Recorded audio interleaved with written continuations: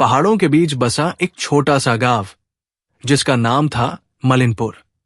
इस गांव के बारे में कई रहस्य थे, लेकिन सबसे बड़ा रहस्य था वहां की पुरानी हवेली। इस हवेली का नाम था भूल भुलैया हवेली। लोग कहते थे कि हवेली में भूत प्रेतों का वास है। जो भी वहां गया वो लौटकर नहीं आया। गांव के बुजुर्ग कहते थे कि हवेली में कुछ ऐसा छुपा है जिसे जानने की हिम्मत किसी ने नहीं की। शहर में रहने वाला एक उत्सुक पत्रकार राघव ऐसी रहस्यमयी कहानियों को उजागर करने के लिए मशहूर था। जब उसे हवेली के बारे में पता चला तो वो इस कहानी को कवर करने गांव आ पहुंचा। गांव वाले उसे रोकते रहे, मत जाओ बेटा, वहां मौत के सिवा कुछ नहीं है, एक बुजुर्ग ने चेतावनी दी। लेकिन राघव ने उनकी बातों को अनसुना कर दिया। राघव ने अपने कैमरे और टॉर्च के साथ हवेली में कदम रखा। जैसे ही उसने अंदर प्रवेश किया, एक ठंडी हवा का झोंका उसे महसूस हुआ। हवेली के दरवाजे से लेकर दीवारों तक सब पर अजीब निशान बने हुए थे। फर्श पर धूल की मोटी परत थी, लेकिन उस पर बने ताजे पैरों के निशान ने उसे चौंका दिया। हवेली के पहले कमरे में एक पुरानी पेंटिंग लटकी थी। उस पेंटिंग में एक परिवार के सदस्य दिख रहे थे, लेकिन उनका चेहरा अस्पष्ट और डरावना लग रहा था। तभी अचानक पेंटिंग से खून की कुछ बूंदें टपकने लगी। राघव समझ गया कि ये जगह साधारण नहीं है। रात को राघव ने वहां रहना तय किया। जब वो हवेली के दूसरे हिस्से में पहुंचा तो उसे एक लकड़ी की पुरानी अलमारी मिली। अलमारी के अंदर एक डायरी रखी थी। डायरी के पन्ने पीले और जले हुए थे। उसने पढ़ना शुरू किया। डायरी हवेली के पुराने मालिक ठाकुर श्यामराव की थी।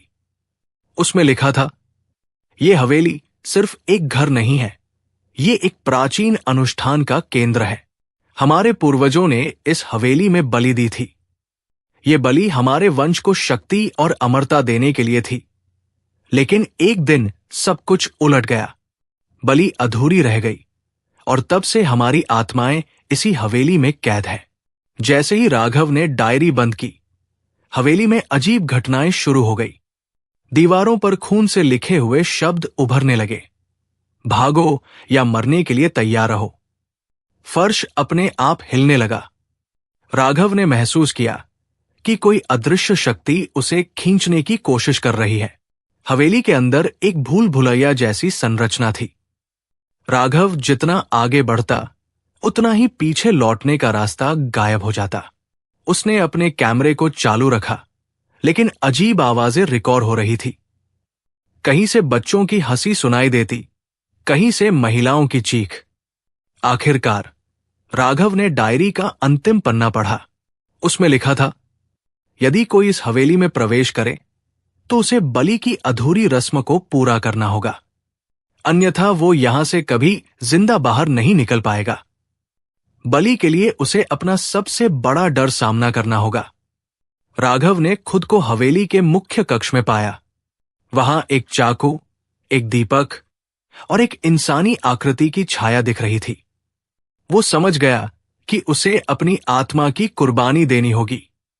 तभी उसके सामने एक बड़ा दानव प्रकट हुआ। वो दानव राघव के सबसे बड़े डर, बचपन के हादसे का रूप ले चुका था। राघव ने हिम्मत दिखाते हुए चाकू उठाया। उसने खुद को बलि देने की जगह दानव से मुकाबला करने की ठानी। दीपक को बुझाने से हवेली का जादू कमजोर होने लगा। जैसे ही उसने दीपक बुझाया, पूरी हवेली कांपने लगी।